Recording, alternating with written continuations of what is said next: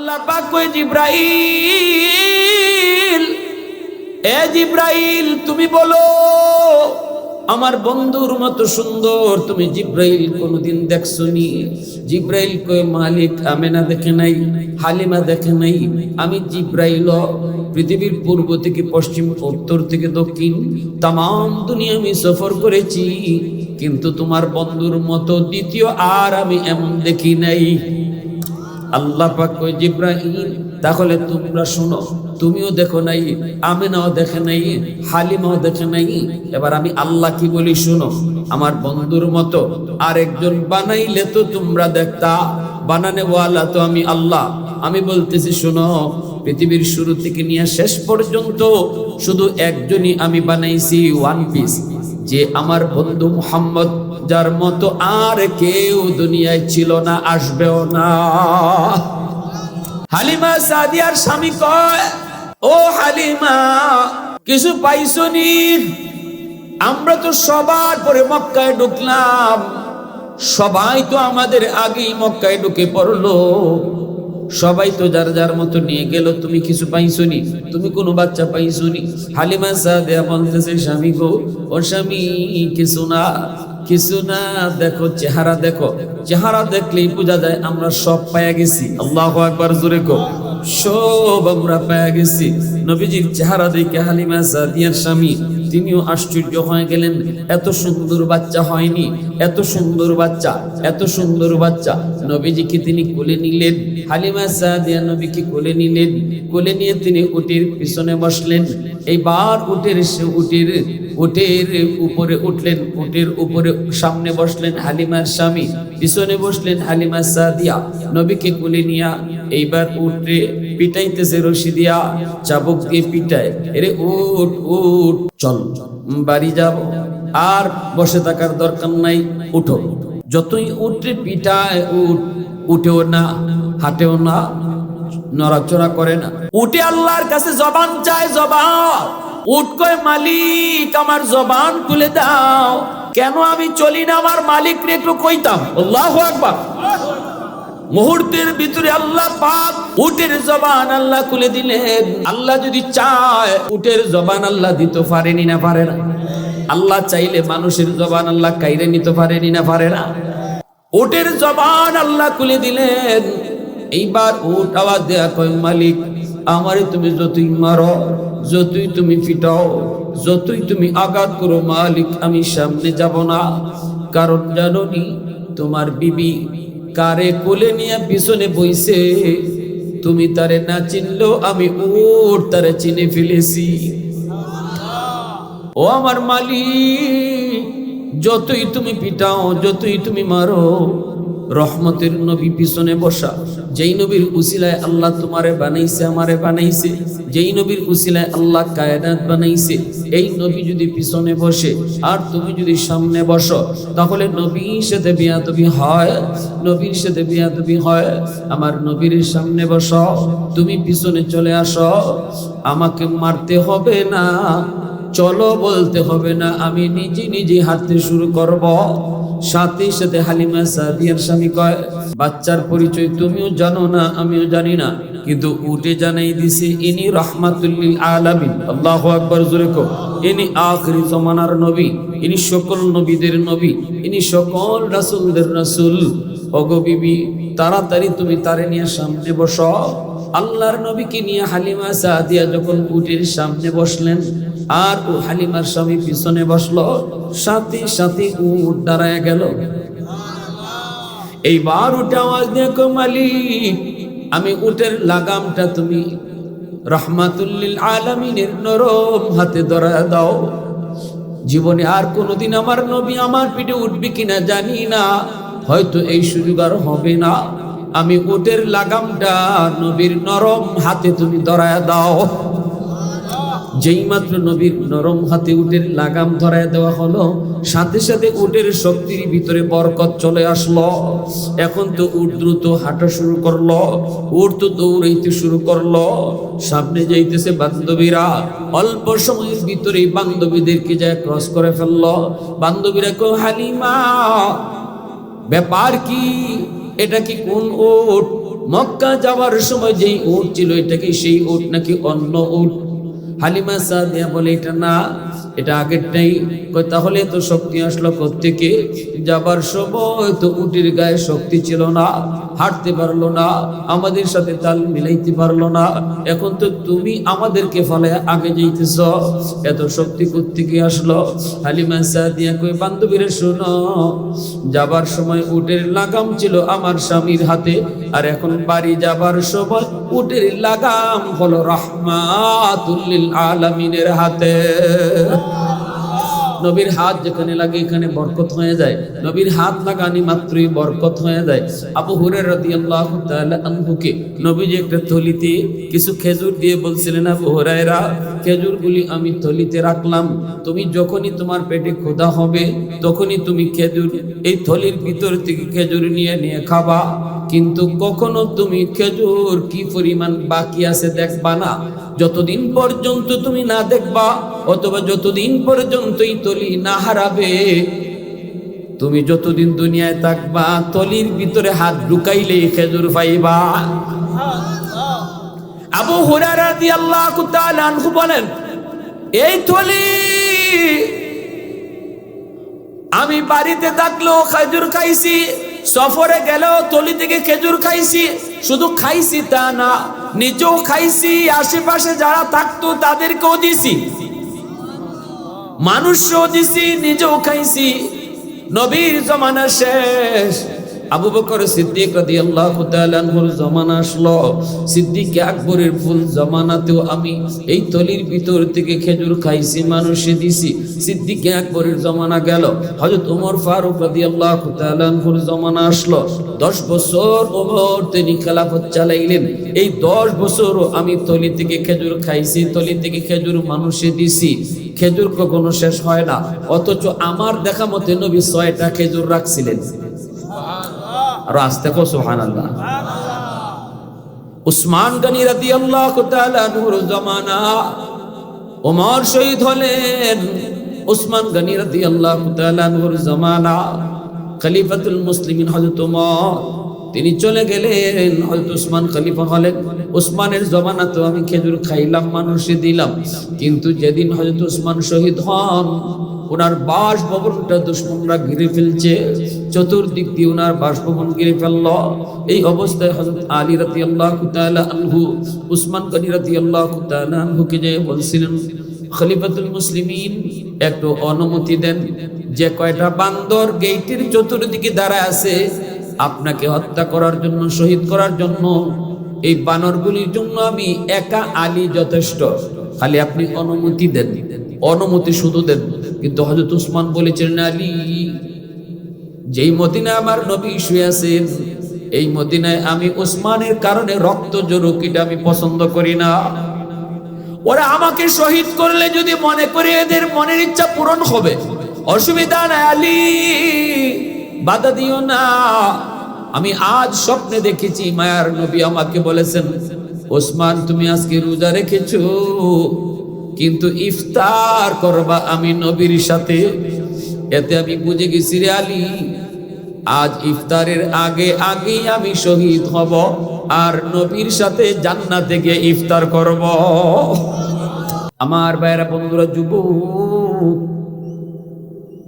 নবীজির জন্ম থেকে নিয়ে 40 বছর পর্যন্ত যে সময়টা, এই সময়টাতে নবীর জীবনে কি কি ঘটল, নবীজির শৈশবকাল, নবীজির বাল্যকাল, নবীজির যৌবনকাল, এই সময়টাতে যদিও নবীর কাছে ওহী আসে নাই, আল্লাহর নবীর কাছে কোরআন নাজিল হয় নাই, কিন্তু নবীজির এই অংশটাও উম্মত কখনো অস্বীকার করার কোনো সুযোগ নাই। বরং এই পাঠটাতে আমরা যা শুনবো, যা বলবো, যা কইমু সব কিছু শোনা, বলা, কোয়া নফল বন্দেগীর সওয়াব। কিসের সওয়াব? জন্মের সময় নবীজির কি হলো, শিশুকালে নবীর সাথে কি হলো, বাল্যকালে নবীর সাথে কি হলো, যৌবনকালে নবুয়ত পাওয়ার আগ পর্যন্ত আমার নবীর জীবনটা কেমন ছিল, এই বিষয়গুলা যদি আমি আলোচনা করি, আপনারা যদি শুনেন, আমারও নফল বন্দেগীর সওয়াব হবে, আপনাদেরও নফল বন্দেগীর সওয়াব হবে। আর যদি নামাজের আলোচনা তোমার শুনতে হয়, রোজার আলোচনা শুনতে হয়, হালাল হারামের আলোচনা তোমার শুনতে হয়। নবীর জীবন থেকে হালাল হারাম, নবীর জীবনের নামাজ, নবীর জীবনের রোজা যদি তোমাকে শুনতে হয় তাহলে সিরাতুন নবীর পাঠ থেকে আলোচনা করতে হবে, অর্থাৎ 40-এর পর থেকে আলোচনা শুনাইতে হবে। শোনাও সওয়াব, বলাও সওয়াব। আল্লাহু আকবার জোরে কও। তবে ওই জীবনটাতে যা কিছু পাইবা সব কিছু পালনীয়, কারণ রসুলের জীবনে নামাজ পাইলে আমারও নামাজ পড়া লাগবো, ঠিক কিনা জোরে কও। রসুলের জীবনে এরকম রোজা পাইলে আমারও রোজা রাখন লাগবো। তাহলে সিরাতুন নবীর পাঠের আলোচনা শুধু শোনা নয়, শুনলে সওয়াব যেমন পালনীয় তেমন পালন করতে হবে। আর মিলাদুন নবীর আলোচনায় শুধু শুনবো, আমলের কিছু নাই, কারণ এই পাঠের ভিতরে নামাজ নাই, হালাল হারাম পাবো না, কারণ তখনও নবীর কাছে কোরআন নাজিল হয় নাই। মায়ার নবী, দয়ার নবীর চাচা হযরত আব্বাস রাদিয়াল্লাহু তাআলা আনহু, আমি নবীজির দুটা পাঠ থেকে কিছু আলোচনা আপনাদেরকে শোনাবো। মনোযোগ আছে আপনাদের? মিলাদুন নবীর পাঠ থেকে আলোচনা শোনাবো, সিরাতুন নবীর পাঠ থেকে আলোচনা শোনাবো। ঝগড়ার কোনো সুযোগ নাই, ফিতনার কোনো সুযোগ নাই, ইসলামের ভিতরে ফিতনাবাজির কোনো সুযোগ নাই, ঠিক কিনা জোরা কও। ফিতনাবাজির কোনো সুযোগ নাই। আমরা এক আল্লাহর গোলাম, এক নবীর উম্মত, পরিচয় আমাদের মুসলমান, ঠিক কিনা? কেন ডিভাইড? আপনারে কে বলছে যে আমি মিলাদুন নবী মানি, সিরাতুন নবী মানি না? আমি সিরাতুন নবী মানি, মিলাদুন নবী মানি না। এই অধিকারটা আপনারে কে দিল? আমার নবীর জীবনের একটা পাঠ আপনি বাদ দিয়ে দিতেছেন, এই অধিকারটা আপনারে কে দিল? কে দিল আপনারে? এই দুঃসাহস দেখাইলেন কোত্থেকে? রাসূলের জন্মের ইতিহাস আপনি বাদ দিতে পারবেন? অসম্ভব, কোনো সুযোগ নাই। সিরাতুন নবী বাদ দিবেন, কোরআন শরীফই পাইবেন না। সিরাতুন নবী মানি না কইলে কোরআন নাই, কোরআনই মানতেছেন না। মিলাদুন নবী মানি না বললে পরে রাসূলের জীবনের জন্মের পাঠই আপনি বাদ দিয়ে দিতেছেন। কি আউলা জাউলা কথা কইয়া উম্মতরে ভাগ করে তারাছে। রাসূল সাল্লাল্লাহু আলাইহি ওয়াসাল্লাম জন্মের পর ওই দেখেন এখন যে আলোচনা করতেছি যে মিলাদুন নবীর আলোচনা, আমি করতেছি সওয়াব হইব আমার নফল, আপনারা শুনতেছেন আপনাদের নফল বন্দেগীর সওয়াব হইব, কিন্তু বাকি এর ভিতরে আপনি হালাল হারামের আলোচনা পাইবেন না। হালাল হারামের আলোচনা যখন আমি করব তখন সিরাতুন নবী পাঠ থেকে আলোচনা করব। ভালো করে শুনলেন, ব্রেনটা ক্লিয়ার রাখবেন। সব সময় আপনারা আলোচনাগুলো বুঝবেন আমলের নিয়তে, এবং পার্ট টু পার্ট আলোচনা মাথায় নিয়ে যাবেন ইনশাআল্লাহ। মাহফিল করারই উদ্দেশ্য না, মাহফিল করাইলেই সফল না। মাহফিল সফল তখনই হয় যখন দুই একজন মানুষও আমলের নিয়তে বসে, এক দুইজন মানুষও কিছু কথা নিয়ে যায়, তাহলেই মাহফিল সফল। লক্ষ মানুষের সমাগম মাহফিল সফলতার আলামত না। দুইজন মানুষ যদি আমল লইয়া যায় তাহলে মাহফিল সফল। নবীজির চাচা হযরত আব্বাস রাদিয়াল্লাহু তাআলা আনহু বলেন, ও ভাতিজা মুহাম্মদ, আজ তুমি নবী হয়েছো, কিন্তু তুমি যখন শিশু ছিলে, জন্মের পর আমি তোমারে দেখতে গেলাম, তোমার আম্মা আমেনা চাঁদনি রাত চাঁদের আলোতে তোমারে শোয়া রাখছে। আমি গেছিলাম রে বাবা তোমারে দেখতাম, কিন্তু আমি তোমার কাছে যেয়ে দেখলাম তোমার হাত পায়ের তালে তালে আকাশের পূর্ণিমার চাঁদ নাচতেছে। সুবহানাল্লাহ। এ ভাতিজা মুহাম্মদ, আমি দেখেছি আকাশের পূর্ণিমার চাঁদ তোমার হাতের তালে তালে নাচলো, কিন্তু বাবা ওই দিন আমি দৃশ্যটা দেখেছি, ছোট্ট মানুষ তুমি হাত পা নাড়াচাড়া করো, শিশুরা তো হাত পা নাড়াচাড়া করবি, এই হাত পায়ের তালে তালে দেখলাম পূর্ণিমার চাঁদটাও নাচানাচি করলো।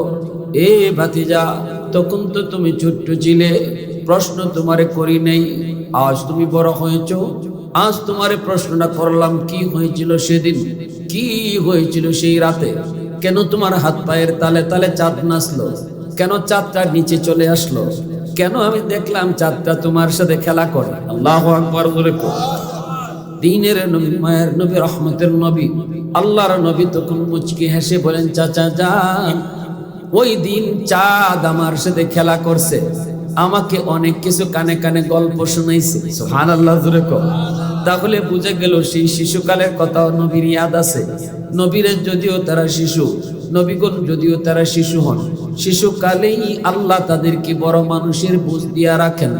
শিশুরা, নবীরা যদি শিশুকালেও থাকে তবুও তাদের বুঝ থাকে।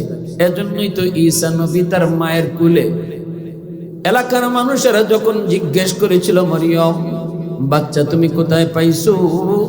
তোমার তো বিয়ে হয় নাই। মরিয়ম আলাইহিস সালাম বলেন ফাআশারাত ইলাই, তিনি বলেন আমি কথা বলবো না। বাচ্চা কোত্থেকে আসলো? এই বাচ্চার বাপ কেডা? আমাকে জিগায়ও না, বাচ্চারে জিগাও। আল্লাহু আকবার, জোরে কও। আপনাদের এলাকা দুধের বাচ্চায় কথা কয়নি? সাথে সাথে ঈসা পয়গম্বর, ইন্নী আব্দুল্লাহ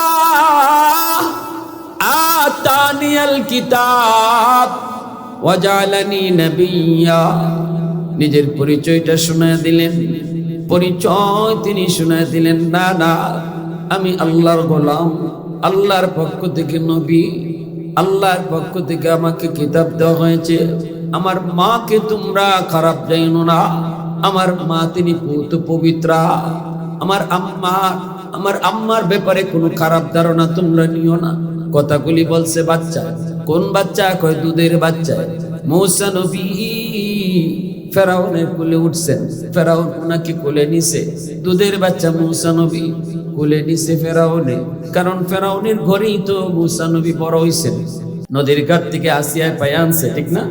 আসিয়ায় পায়ে না কইছে, দেখো চেহারাটা কত সুন্দর, চেহারাটা কত সুন্দর, একটু দেখো। আমার তো বড় মায়া লাগছে, আমি বাচ্চাটারে ফালবো। ফেরাউনে কয় তোমার তো মায়া লাগবই, তোমার কিতা, তোমার তো ঘুমও ঠিক আছে, তোমার তো খাওয়ানো ঠিক আছে, কিন্তু আমার তো ঘুমও নাই, আমার তো খাওয়ানো নাই, ঘুমও আয় না, খাওয়ানো যায় না। কয় কেন? কয়েক বাচ্চার ডরে। কেন কিসে? কয় জ্যোতিষীরা কইছে এক বাচ্চা, বনি ইসরাইলের এক বাচ্চা, এই বাচ্চার হাতে নাকি আমার ক্ষমতা চলে যাবে, এই ডরে আমার ঘুম নাই, খাওয়া নাই। বনি ইসরায়েলে এতগুলা ফুলাপান করলাম, জ্যোতিষীরা কয় এখনো ওই ফুলা বাইচা আছে, এখনো ওই ছেলে নাকি বাইচা আছে, তাহলে আমি কেমনে খাই, কেমনে ঘুমাই? তুমি তো বাচ্চা নদীর ঘাট থেকে পায়ে আনছো, কিন্তু আমার তো ডর ইডেনি আবার হিডিয়া।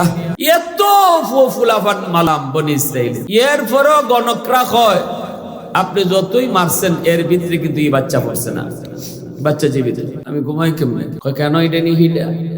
আসিয়া কয় তুমি ভুল বলেছো, এটা ওই বাচ্চা ওই তুই পারে না। কয় কেনে, কেমনে তুমি বুঝলা? আসিয়া বলতেছে বনি ইসরাইল হলো আমাদের থেকে বাটি এলাকায়, এই বাচ্চা নদীর স্রোতে তালে তালে উল্টা হওয়ার কথা না, এটা বাইটুল গেলে ওই বাই যাওয়ার কথা, বাচ্চা তো উল্টাইছে। তার মানে আল্লাহ ফানি রে কইছে নীল দরিয়ারে, কয় আমার মুসার বাক্সরে তুই উল্টা লইয়া যা। সুবহানাল্লাহ। মুসার বাক্সরে তুই উল্টা লইয়া যা, নদীর স্রোত যা ইবায়, মুসা নবীর বাক্স গেছে ইবায়। ফেরাউনের মাথায় হ্যাং মারছে, কারণ কার সাথে কুদরতি খেলা শুরু করছে? আল্লাহর লগে। আল্লাহর লগে খেলা কইরা পৃথিবীর কোন শক্তি আজও পর্যন্ত পারে নাই, পারতো না। ফেরাউনে কয় মুসারে মারতো, আর আল্লাহ কয় মুসারে রাখতো। এবার আল্লাহর সাথে টক্কর। তো আল্লাহ কয় তুই যারে মারতে চাইলে আমি খালি তারে রাখবো না, তোর গড় বড় করাইবো, তুই তারে খাওয়াইবে, তুই তারে ভালবে। মারতে চাইছিলে নু, কারণ আল্লাহর সাথে চ্যালেঞ্জটা এত সহজ হয় না। আল্লাহ এত সহজে চ্যালেঞ্জ নেয় না, কঠিন করে নেয়। এজন্য ফেরাউন আল্লাহ বেদিশা বানাই দিছে, বেদিশা। আসিয়া যখন কইছে তোমার মাথা কোনটা আসেনি না, তার তোর সব গেছে। কেন? বনি ইসরায়েলের বাচ্চা এটা ওই তুই পারে না। বনি ইসরায়েলের বাচ্চা হইলে ইবায় যাওয়ার কথা না, হিবায় যাওয়ার কথা, কারণ নদীর স্রোত হিবায় যায়। বনি ইসরায়েল আমাদের বাটি এলাকায়, এটা ও জানাইলো কেমনে? ফেরাউন কয় কথা তো ঠিক। আল্লাহ কুদরতি মুচকে আসে, আল্লাহ কয় এটা তুই আমার কুদরতি খেলা। ফেরাউন কয় হ্যাঁ ঠিকই আছে, এই বাচ্চা বনি ইসরায়েল হইতে পারে না। আর গণকরা কইছে যে বাচ্চার হাতে আমার ক্ষমতা যাইব, এটা বনি ইসরায়েলের, অতএব এই বাচ্চা যেহেতু বনি ইসরায়েলের না, তাহলে এটা আমার ভয়ের কারণ হইতে পারে না। ঠিক আছে, তুমি যখন মায়া করছো নেও, ফালো। এখন ফেরাউনে কুলো নিছে মুসা নবীরে, আদর করতো। নিজের খোদা দাবি করে, নিজের খোদা দাবি করে, কিন্তু মুসা পয়গম্বর যদিও তিনি দুধের শিশু হলেও আল্লাহ পাক নবীদের কি বড় মানুষের বুঝ দিয়া রাখেন। এজন্য মুসা পয়গম্বর তিনি বুঝে গেছেন এই নাফরমান নিজের খোদা দাবি করে, এই মুখ দিয়া নিজের খোদা কয়, নাপাক জবান, এই নাপাক জবান দিয়া আমার গালে চুমা দিবে, অসম্ভব, হতেই পারে না। ফেরাউন চুমা দিতে গেছে, মূসা নবী তিনি গাল সরায় ফেলছেন, কোলে তাকিয়ে গাল সরায় ফেলছেন। এইবার মূসা নবী নিজের ফেরাউনের কোলে তাকিয়ে মনে মনে কয়, ছোট মানুষ দুধের বাচ্চা, এরপর দেন কি বুঝ, তুই আমার চুমা দিতে লইসলি, তুই অত বড় সাহস করছ আমি নবীর গালে চুমা দিবে? ঠিক আছে, তে নে, বদলাটা নে। হের কুলো বইয়েই ফেরাউনের গালের মধ্যে কষাইয়া চর মারছেন। চর বুঝেননি? তারপর এমন দূরে থাপ্পর খাইছে ফেরাউনে, খাইয়ে আসিয়ারে ডাক দিছে, আসিয়া! দৌড়ে আইছে আসিয়া। কিসে এবার চিল্লাইতেছে, ইসলাম নি আমার কিতা কিতা করে, ইসলাম নি, আরে কও না। এই বাচ্চা চুমা দিতে গেছি, আমার চুমা নিছে না, চুমা না লইয়া আমার কুলো থেকে আমারে এমন জোরে একটা চর দিছে, এখনো আমার খবর হইতেছে। অতএব আমি যেটা ভাবছিলাম ইডে হিডে ওই জোরে কই ইডে হিডে ওই। আসিয়া বলতেছে, ওই তোমার মাথা আরো গেছে। ছোট বাচ্চা কুলো থাকলে হাত নাড়ানাড়ি করে, ফাও নাড়ানাড়ি করে, বাচ্চাদের অভ্যাস হয়েছে হাত ফাও বেশি বেশি লড়ানি। এই হাত লড়াইতে গিয়ে মনে হয় তোমার গালো লাগছে, তুমি কও সর। বেড়াও না আসিয়া, সরটা আমি খাইছি, আমি বুঝছি, সরটা আমি খাইছি, আমি বুঝছি। এটা না বুঝে দিয়েছে না, বুঝে মারছে, 100% বুঝে মারছে। ভাইরা বন্ধুরা, জন্য বলতেছিলাম, নবীদেরকে আল্লাহ পাক রব্বুল আলামিন ছোট কালো বড়তে বড় মানুষের বুঝ নিয়ে রাখে।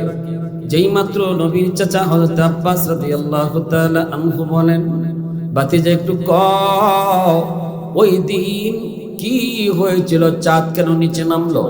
চাঁদ কেন তোমার হাতের তালে তালে নাচলো? আল্লাহর নবী এবার বলতেছেন, চাচা আমি কান্না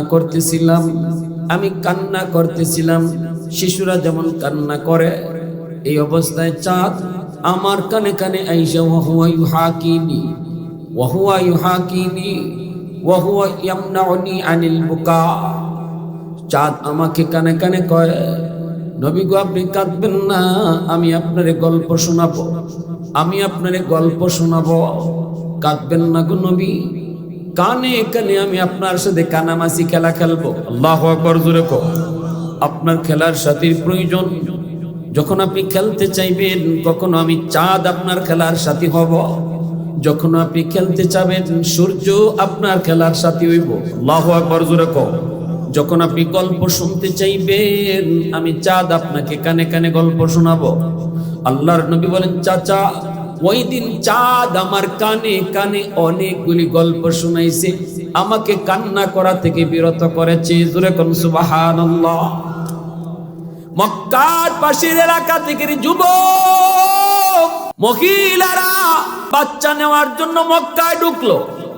এ নবীর মিলাদুন নবীর পাঠ থেকে আলোচনা শুনাইতেছি, আমি করতেছি নফল বন্দেগীর সওয়াব, আপনারা শুনতেছেন আপনাদেরও নফল বন্দেগীর সওয়াব। আল্লাহ নবী, রহমতের নবী, মায়ের নবী দুনিয়াতে আগমন করলেন। মক্কার পাশের এলাকা থেকে মহিলারা উটের পিঠে সওয়ার হয়ে মক্কা শহরে আসতেছে। উদ্দেশ্য কি? সন্তান ছোট ছোট বাচ্চাগুলি তারা নিবে টাকার বিনিময়ে, তারা নিয়ে কিছুদিন তাদের এলাকায় রাখবে, দুধ খাওয়াবে। তখনকার সময় মক্কা নগরী বিভিন্ন ভাষার মিশ্রণের কারণে শুদ্ধ ভাষা মক্কায় ছিল না, কিন্তু গ্রামে গঞ্জে আরবি শুদ্ধ ভাষা ছিল। এজন্য অনেক বাপমাই শিশু বাচ্চাটারে তারা গ্রামে রাখত, গ্রামের পরিবেশে রাখত, গ্রামের ভাষা তারা শিখাইত। টাকার বিনিময়ে পাশের গ্রাম থেকে মহিলারা বাচ্চা নিয়ে যাইত। এইভাবে মহিলাদের সাথে আম্মাজান, আমার রসুলের আম্মাজান দুধমা, নবীজির দুধমার নাম কি? হালিমা সাদিয়া। তিনি তার স্বামীকে নিয়ে উটের পিঠে সওয়ার হয়ে বান্ধবীদের সাথে রওনা দিলেন, মক্কার কাছাকাছি আসবেন। কিন্তু হালিমা সাদিয়ার উটটা ছিল বড় দুর্বল, উটটা বান্ধবীদের সাথে চলতে পারে না, বান্ধবীদের সাথে তাল মিলে আসতে পারে না, পিছনে পইরা গেছে। বান্ধবীরা কয়, হালিমা তোকে সাথে নিলে আমাদের দেরি হয়ে যাবে, তোর উটের তো শক্তি নাই, তোর উট তো হাঁটতেই পারে না, আমরা আগে ভাগে চলে যাই। এরা ওনাকে ফালায় আগে চলে আসলো, মক্কা নগরীতে ঢুকলো, ঘরে ঘরে যায় তালাশ করলো, সন্তান আসেনি। তারা পছন্দ মতো সন্তান তাদের নিয়ে গেল। আল্লাহর নবীর ঘরে সবাই গেল ঠিকই, কিন্তু যায় যখন শুনতে পায় মুহাম্মদের বাবা নাই, নবীজি এতিম, বাপ নাই, তখনই মহিলারা নবীরে নিতে চায় না।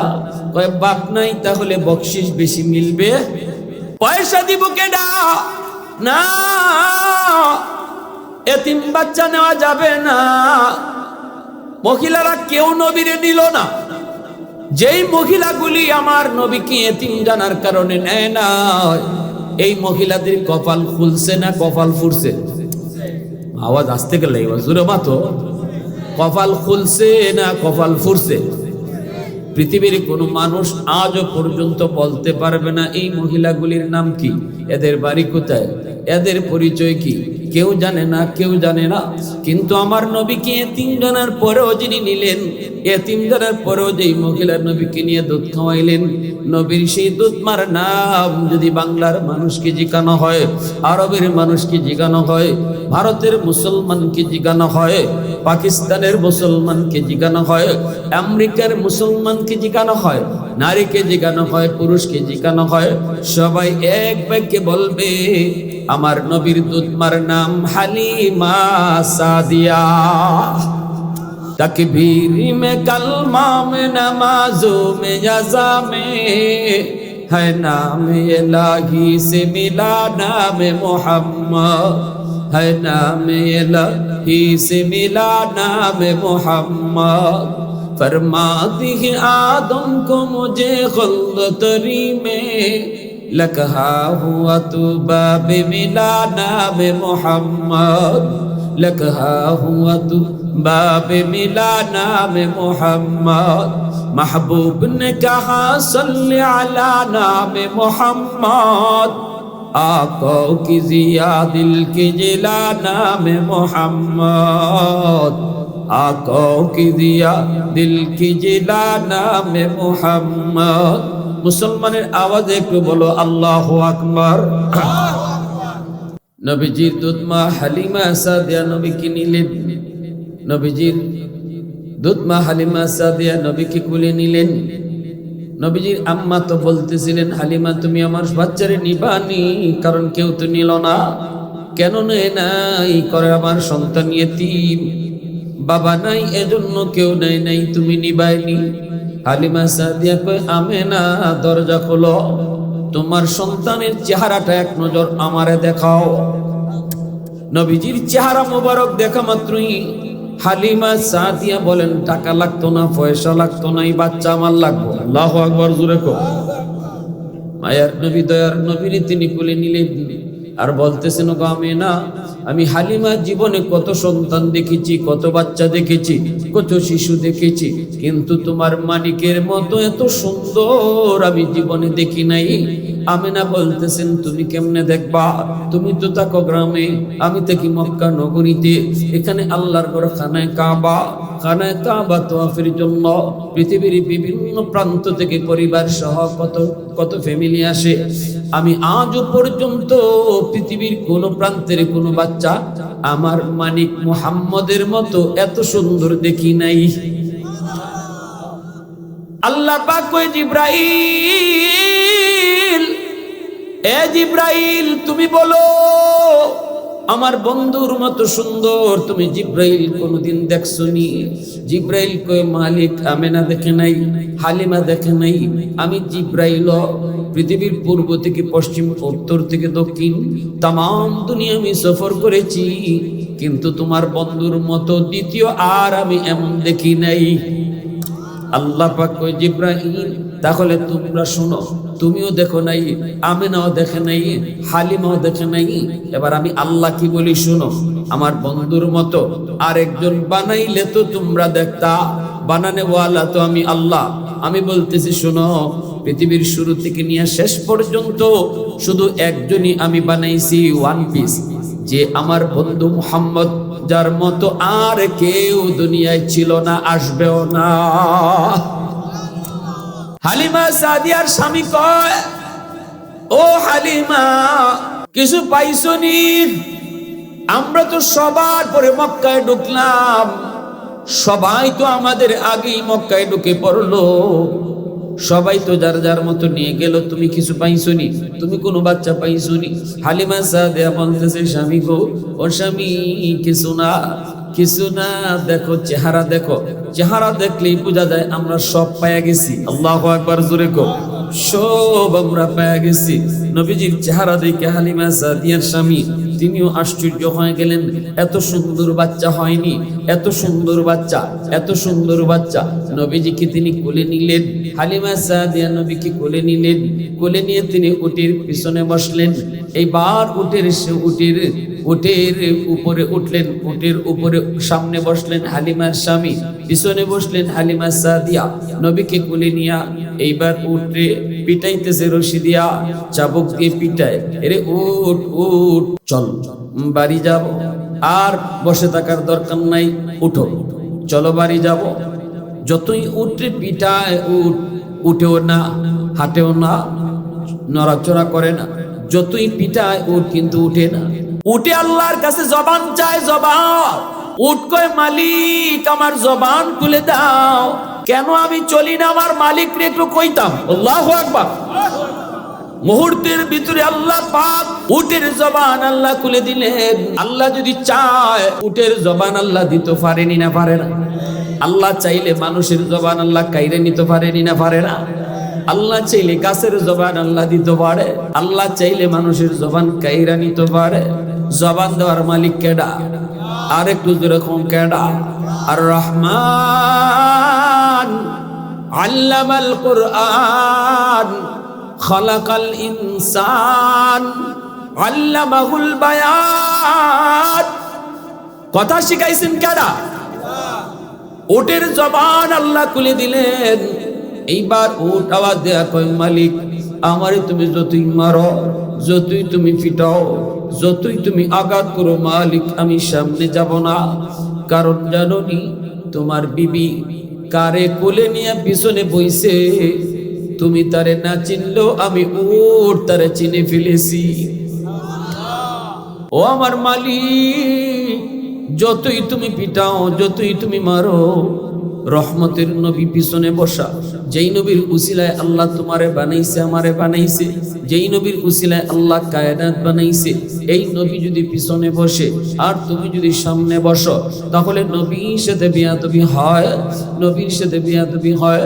আমার নবীর সামনে বসো, তুমি পিছনে চলে আসো, আমাকে মারতে হবে না, চলো বলতে হবে না, আমি নিজে নিজে হাঁটতে শুরু করব। সাথে সাথে হালিমা সাদিয়ার স্বামী কয়, ওগো হালিমা, তুমি বাচ্চার পরিচয় তুমিও জানো না, আমিও জানি না, কিন্তু উটে জানাই দিছে ইনি রাহমাতুল লিল আলামিন। আল্লাহু আকবার, জোরে কও। ইনি আখিরি জামানার নবী, ইনি সকল নবীদের নবী, ইনি সকল রাসূলদের রাসূল। ওগো বিবি, তাড়াতাড়ি তুমি তারে নিয়ে সামনে বসো। আল্লাহর নবীকে নিয়ে হালিমা সাদিয়া যখন উটের সামনে বসলেন আর ও হালিমার স্বামী পিছনে বসলো, সাথে সাথে উট দাঁড়ায় গেল। এইবার উঠে আওয়াজ দিয়ে কয়, মালিক আমি উটের লাগামটা তুমি রাহমাতুল লিল আলামিনের নরম হাতে ধরায় দাও। জীবনে আর কোনোদিন আমার নবী আমার পিঠে উঠবে কিনা জানি না, হয়তো এই সুযোগ আর হবে না। আমি উটের লাগামটা নবীর নরম হাতে তুমি ধরায় দাও। যেই মাত্র নবীর নরম হাতে উটের লাগাম ধরায় দেওয়া হলো, সাথে সাথে উটের শক্তির ভিতরে বরকত চলে আসলো। এখন তো উট দ্রুত হাঁটা শুরু করলো, উট তো দৌড়াইতে শুরু করলো। সামনে যাইতেছে বান্ধবীরা, অল্প সময়ের ভিতরে বান্ধবীদেরকে যায় ক্রস করে ফেললো। বান্ধবীরা কো, হালিমা ব্যাপার কি, এটা কি কোন উট? মক্কা যাওয়ার সময় যেই উট ছিল, এটা কি সেই উট নাকি অন্য উট? হালিমা সাদিয়া বলে, এটা না, এটা আগেরটাই। কই তাহলে তো শক্তি আসলো কোত্থেকে? যাবার সময় তো উটের গায়ে শক্তি ছিল না, হাঁটতে পারলো না, আমাদের সাথে তাল মিলাইতে পারলো না, এখন তো তুমি আমাদেরকে ফলে আগে যাইতেছ, এত শক্তি কোত্থেকে আসলো? হালিমা সাদিয়া কই বান্ধবীরা শোনো, যাবার সময় উটের লাগাম ছিল আমার স্বামীর হাতে, আর এখন বাড়ি যাবার সময় উটের লাগাম হলো রাহমাতুল লিল আলামিনের হাতে। নবীর হাত যেখানে লাগে এখানে বরকত হয়ে যায়, নবীর হাত লাগানি মাত্রই বরকত হয়ে যায়। আবু হুরায়রা রাদিয়াল্লাহু তাআলা আনহুকে নবীজি একটা থলিতে কিছু খেজুর দিয়ে বলছিলেন, আবু হুরায়রা খেজুরগুলি আমি থলিতে রাখলাম, তুমি যখনই তোমার পেটে ক্ষুধা হবে তখনই তুমি খেজুর এই থলির ভিতর থেকে খেজুর নিয়ে নিয়ে খাবা, কিন্তু কখনো তুমি খেজুর কি পরিমাণ বাকি আছে দেখবা না, যতদিন পর্যন্ত তুমি না দেখবা অথবা যতদিন পর্যন্ত এই তলি না হারাবে, তুমি যতদিন দুনিয়ায় থাকবা তলির ভিতরে হাত ঢুকাইলে খেজুর পাইবা। আবু হুরায়রা রাদিয়াল্লাহু তাআলা আনহু বলেন, এই থলি আমি বাড়িতে থাকলেও খেজুর খাইছি, সফরে গেলেও তলি থেকে খেজুর খাইছি, শুধু খাইছি তা না, নিজেও খাইছি, আশেপাশে যারা থাকতো তাদেরকেও দিছি, মানুষও দিছি, নিজেও খাইছি। নবীর জমানা শেষ, আবু বকর সিদ্দিক রাদিয়াল্লাহু তাআলা আনহুর জমানা আসলো, সিদ্দিক আকবরের ফুল জমানাতেও আমি এই তলির ভিতর থেকে খেজুর খাইছি, মানুষে দিছি। সিদ্দিক আকবরের জমানা গেল, হযরত ওমর ফারুক রাদিয়াল্লাহু তাআলা আনহুর জমানা আসলো, 10 বছর ওমর তিনি খেলাফত চালাইলেন, এই 10 বছরও আমি তলি থেকে খেজুর খাইছি, তলি থেকে খেজুর মানুষে দিছি, খেজুর কখনো শেষ হয় না। অথচ আমার দেখা মতে নবী 6টা খেজুর রাখছিলেন। আর আস্তে কো সুবহানাল্লাহ। উসমান গনি রাদিয়াল্লাহু তাআলা আনহুর জামানা, ওমর শহীদ হলেন, উসমান গনি রাদিয়াল্লাহু তাআলা আনহুর জামানা, খলিফাতুল মুসলিমিন হযরত ওমর তিনি চলে গেলেন, হযরত উসমান খলিফা হলেন। উসমানের জামানাতেও আমি খেজুর খাইলাম, মানুষে দিলাম, কিন্তু যেদিন হযরত উসমান শহীদ হন ওনার বাসভবনটা দুশমনরা ঘিরে ফেলছে, চতুর্দিক দিয়ে ওনার বাসভবন ঘিরে ফেলল। এই অবস্থায় হযরত আলী রাদিয়াল্লাহু তাআলা আনহু উসমান গনি রাদিয়াল্লাহু তাআলা আনহুকে যে বলছিলেন, খলিফাতুল মুসলিমিন একটু অনুমতি দেন, যে কয়টা বান্দর গেটের চতুর্দিকে দাঁড়ায় আছে আপনাকে হত্যা করার জন্য, শহীদ করার জন্য, এই বানরগুলির জন্য আমি একা আলী যথেষ্ট, খালি আপনি অনুমতি দেন, অনুমতি শুধু দেন। কিন্তু হযরত উসমান বলেছিলেন, আলী যেই মদিনায় আমার নবী শুয়ে আছেন এই মদিনায় আমি উসমানের কারণে রক্ত ঝরুক এটা আমি পছন্দ করি না, ওরা আমাকে শহীদ করলে যদি মনে করে এদের মনের ইচ্ছা পূরণ হবে, অসুবিধা নাই, আলী বাধা দিও না।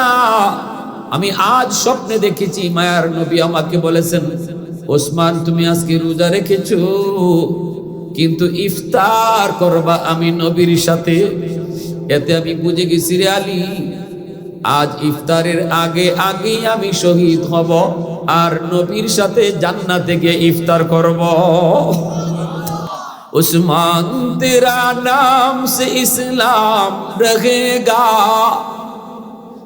उस्मान तेरा नाम से इस्लाम रहेगा, दुनिया की सखावत में तेरा नाम रहेगा, दुनिया की सखावत में तेरा नाम रहेगा, हैदार तेरा नाम से इस्लाम रहेगा, दुनिया की शजाअत में तेरा नाम रहेगा, दुनिया की शजाअत में तेरा नाम रहेगा। মুসলমানের আওয়াজ দেখো আল্লাহু আকবার। তাহলে কি বুঝলাম? হযরত আবু হুরায়রা বলেন যে হযরত উসমান শহীদ হয়েছেন, উসমান শহীদ হয়ে গেছেন এই খবর শোনা মাত্রই মদিনার মানুষ পাগল পারা হয়ে তারা দৌড়াইতে লাগলো, আমিও ঘর থেকে দৌড় দিছি। হযরত উসমান গনি শহীদ এই খবর শুই না মদিনার মধ্যে একটা হইচই পড়ে গেল।